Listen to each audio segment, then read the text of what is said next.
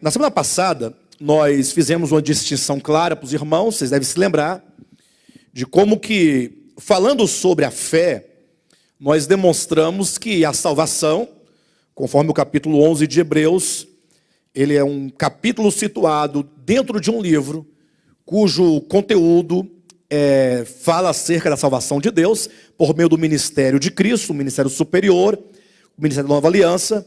A salvação é uma salvação por fé, independentemente do tempo, da dispensação. Há muitas perguntas, muitas vezes, sobre a salvação, quando nos indagam dizendo, será que no tempo da lei, no tempo da dispensação da lei de Moisés, como é que os homens eram salvos?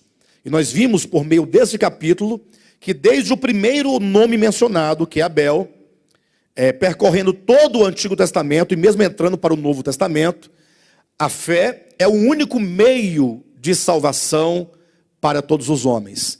Nós temos a graça de Deus como sendo a fonte da salvação, ou seja, a salvação brota de um coração gracioso do próprio Deus dispensado ao homem, e o homem se apropria dessa graça pelo meio da fé, como uma intuição do espírito humano, para, por meio dessa fé, ele experimentar a salvação de Deus. Portanto, a fé e a graça são os únicos meios e fonte de toda a história, em todos os tempos.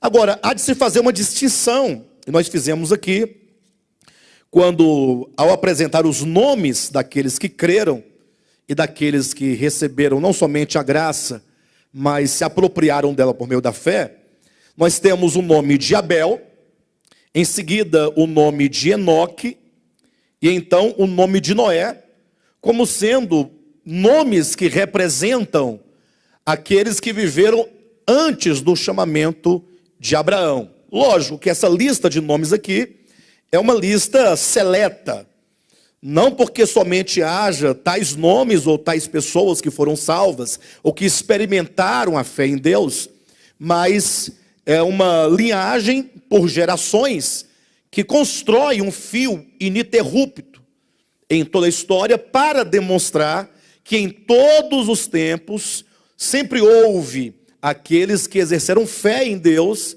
e mediante a sua graça provaram, experimentaram, receberam a sua salvação.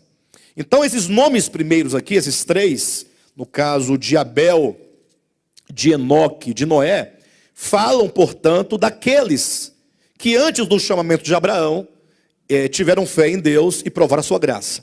Alguém pode perguntar, mas por que separar esses três nomes dos demais nomes que se seguem? Ora, pela razão de que em Abraão algo acontece no eixo da história de Deus com seu povo. Qual é o elemento que separa esses três primeiros nomes dos nomes que se seguem aqui no capítulo 11? É que Abraão, ele faz parte de um projeto específico de Deus, ao que nós podemos chamar de supremo propósito de Deus. Ou seja, Abraão, ele foi chamado por Deus para cumprir com uma missão de modo bem específico. Por exemplo, para os irmãos entenderem claramente isso, basta que vocês entendam a seguinte ordem. Deus criou Adão. O nome Adão significa humanidade. Portanto, devemos entender Adão não como sendo um indivíduo em si mesmo, ainda que tenha sido. Mas devemos entender no âmbito da revelação, Adão como sendo a humanidade inteira ali nele. Porque Deus, de toda a raça humana, Deus fez toda a raça humana a partir de um só. Então a este homem primeiro, Deus deu o nome de Adão, que quer dizer humanidade. Então, em Adão, todos ali estão representados. E estão neles também, biologicamente falando, organicamente estavam nele, uma vez que de Adão procede, então, toda a raça humana. É a multiplicação de Adão. Então, ao começar a humanidade em Adão, os irmãos sabem que vem a queda do homem, capítulo 3 de Gênesis. E aí no capítulo 4 começa a corrupção do gênero humano em Caim, até que essa corrupção chega no seu clímax, ali na geração de Noé.